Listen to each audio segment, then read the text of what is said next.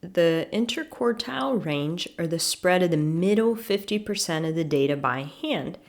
We found that the interquartile range, or Q3 minus Q1, was 3.95.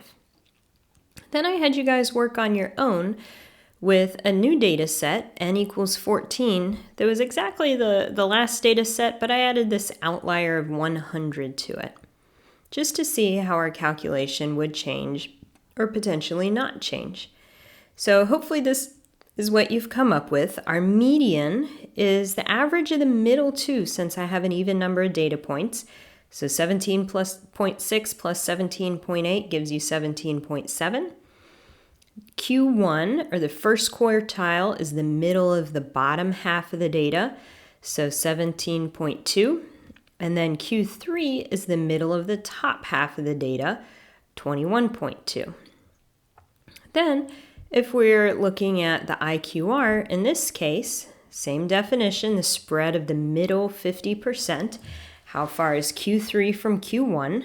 So this distance, range of the middle 50% instead of the overall range, and we get 4, the distance between Q3 and Q1. So you'll notice when I added this observation of 100, IQR, it changed, but not really that much. More of this change is because I went from an odd to an even number of observations. Before we answer the next question, let me just ask you this. If this was 1 million instead of 100, what would the IQR be? Right, exactly the same. It's still going to be 4. If this was 200 million, IQR is still going to be 4. The middle 50% is still the middle 50%. If this changed to negative 200, IQR is still the same. Middle 50 is still the middle 50. So based on that idea, is IQR resistant to outliers? And that's absolutely yes. It is resistant to outliers.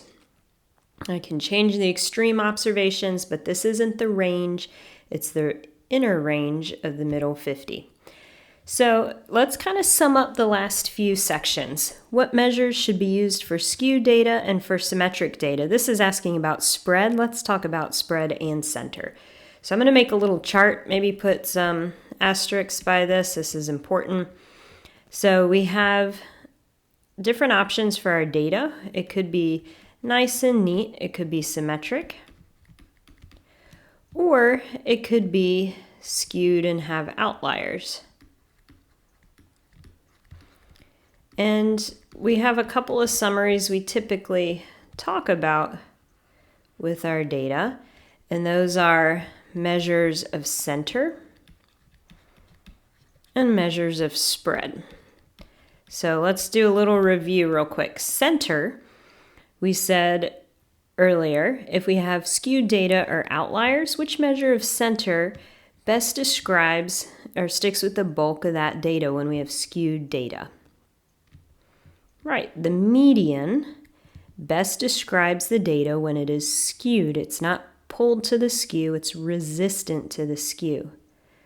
So if we have skewed data or outliers, which measure of spread is resistant and not affected by that skewness or outliers?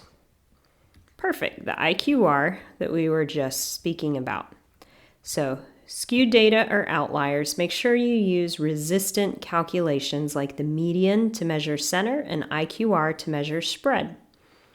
If you have symmetric data, on the other hand, go ahead and use the calculations that use the most information in the data, mean for center, and then spread, that was our standard deviation. I'll abbreviate it with SD.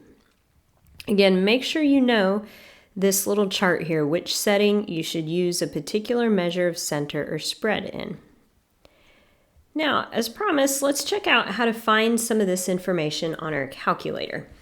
So grab that, and first we need to enter our data. So we're going to do that just like before. Select Stat, and then press Enter on Edit. So we get our Excel type looking chart here. We have the data from before. If you want to ever clear that out, press the up arrow to highlight that list. Whatever you do, don't press delete or else it will delete that entire column. Instead of deleting the column, we just want to clear that data. So press clear. It won't look like anything happened, but that's no big deal. If you scroll down, now the data has been cleared out. So again, highlight the list and press clear. Do not press delete or it's going to delete the entire column. L1 will not be there anymore. You can get it back, so just send me a message if you have an issue with that. All right, so now we need to enter the data. I'm going to go ahead and use this data set 2 that we were just working on. So type the data in your list. We've got 14.9. Nope, I typed it as 4.9.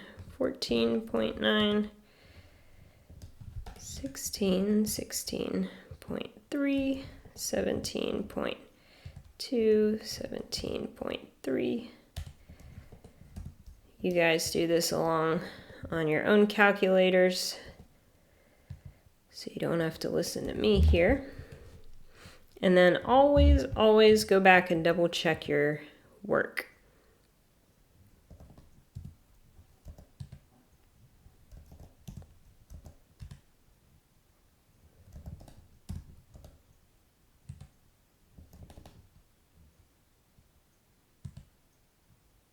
All right, I think I missed a data point. It says we're supposed to have 14 and I only have 13. Let me check backwards here.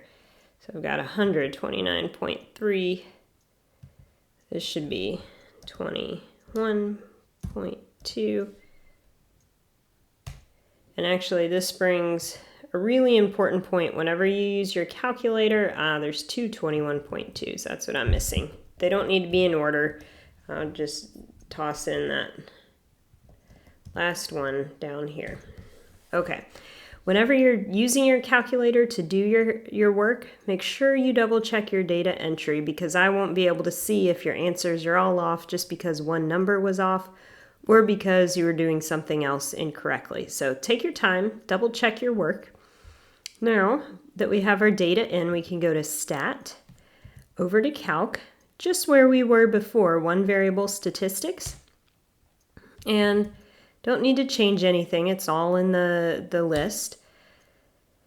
And there's our first two summaries, the mean and the standard deviation that we had. But then you'll notice here there's this down arrow saying, hey, you can scroll down and find some more information. There's also our n equals 14, our sample size. So if we scroll down, you'll notice the quartiles that we were just looking for earlier. There's our 17. I had 17.3, 17.2. Maybe I've entered the data in wrong. 17.7 is the median. 21.2 is Q3. Okay, so if you go to enter your data in and then Stat, Calc, 1var stats, you'll notice and scroll down to the bottom, you'll get all this information, the overall range, min to max, the median, and then the quartiles. So there's a quick handy place you can find that on your calculator. Before starting the next section, I want you guys to try that page in your notes. It's just kind of a review page, and then also have your calculator handy for the next video.